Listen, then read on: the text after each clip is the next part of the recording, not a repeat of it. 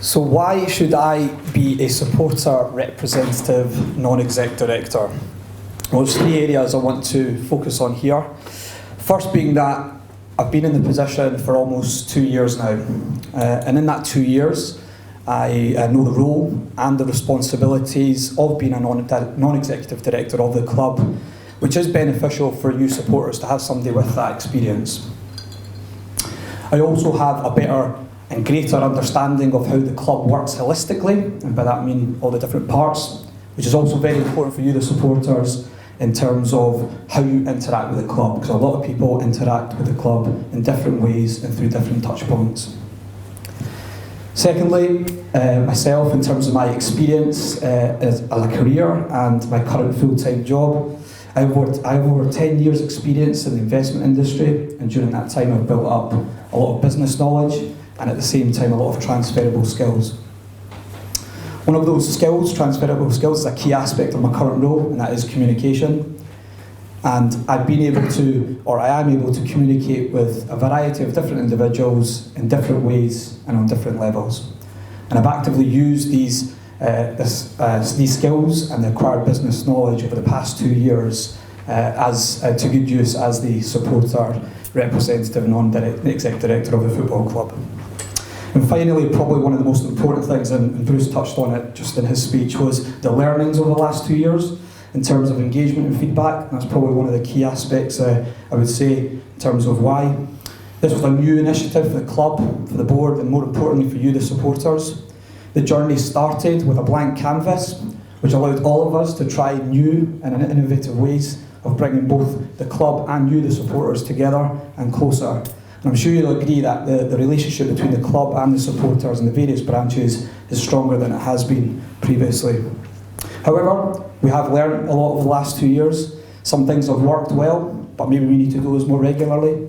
Some things haven't worked so well, but maybe we need to tweak those and find better ways to efficiently do that.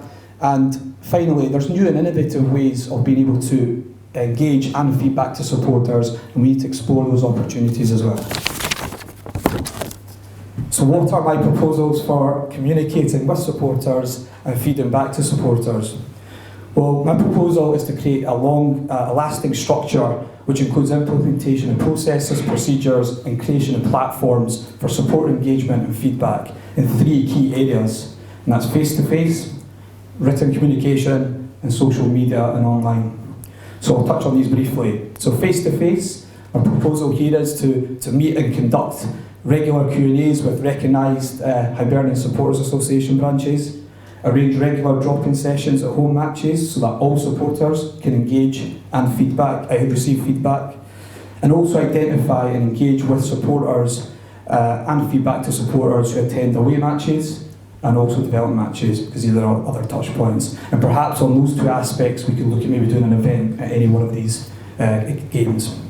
And finally, face-to-face, supporters, representative, non-exec directors, I believe, should chair or assume responsibility for the working together groups to make sure that they're structured efficiently and effectively for supporters. So that's face-to-face. So secondly, written communication. Here I propose the creation of a single official supporters director mailbox, email address or platform for engagement. This would be managed by both directors to ensure that feedback is picked up and dealt with efficiently and effectively to supporters. It's also important to make sure the visibility and the ease of access to this channel is there, because there's people who don't attend these face-to-face meetings or attend games regularly, so they need a channel to be able to feed into. So in relation to the supporters director's board reports that both Frank and I put together and present at the board meetings, I propose that we formalise the process of externalising the points raised by you, the supporters, where appropriate, clearly, and also the associated feedback with that. Then deliver this in a timely, efficient manner through the matchday programme as part of the written communication plan I've put down here. Finally, to work closer with Hibernian Sports Association, other supporters groups and interested parties in delivering that update in hard copy format, because clearly there's people who may not necessarily get them through the matchday programme. And finally, social media online. This is a growing area, both not just for the club but globally. So the creation of a single official supporters director account on various platforms to be used to engage and feedback regularly with supporters on both a regular and an ad hoc basis.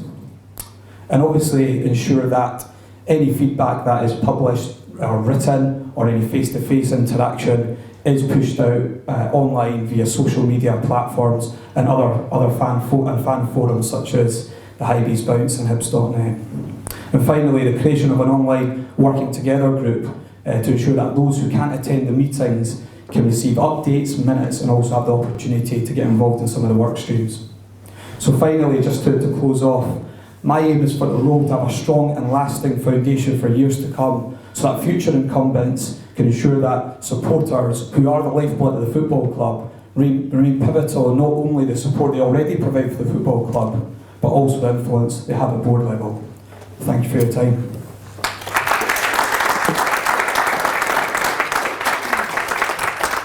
Thank you, Amit. Do we have any questions for Amit from the floor? Amit, where do you think things have gone wrong in the last 2 years that could be improved upon, should we say? Yeah, I think it's a great question, really good question. I think, given it was a blank canvas, it was probably a difficult thing to understand, one, how we engage and how we feedback. And I think that's something me and Frank have kind of learned over the last 2 years is, we've tried and tested things, but I think you're clear, the most important thing in what I've stated here is putting in processes and procedures and creation of platforms in place to ensure that that happens, and actually there is a foundation there for people who, if myself or Frank are not there, or the new people come in and future people come in, there is a foundation there for people to build upon. I just think that's probably what we need, is more a strategy and more structure in place for that. Hope that answers your question. And sorry, I need to push my button. Cheap shot. One last question. Yeah, you talked a little bit about your ideas and comms, and a lot of it was about getting stuff in to the directors. What about, how do you think you've performed over the last 2 years in terms of outward comms and explaining decisions that maybe some supporters, like the loyalty scheme, that a lot of people like me just did not understand, but there was no comms from, as far as I was concerned, from the supporters' representatives as regards to that decision. How do you think you performed and what would you do differently? No, I agree with you. I think clearly there had to be a lot of live discussions were made about various topics, including loyalty points. And I think what we need to do, and yeah, clearly there should be a need for more regular contact and updates with supporters on various initiatives. And clearly that's probably where we failed. Bruce touched on it. It's probably something we need to do better. And I think that's why I'm proposing to have more accountability. Really, that's what I think we need to have as not just the supporters directors, the football club, and everyone else who's involved in communication aspect. There's got to be more accountability so that, yeah, we are held to account. But at the same time, yeah, we have to accept that there is commercial aspects, and whilst we can put forward our points on behalf of the various groups of supporters and the various feedback we receive, ultimately it comes down to a democratic decision between those involved in that process. And whether you were pro something or against something, you all need to push forward in the direction and try to make things better. Whether you were for it or against it, it's a democratic process. But yeah, clearly I think there's more we can do. Ladies and gentlemen, thank you, Amit.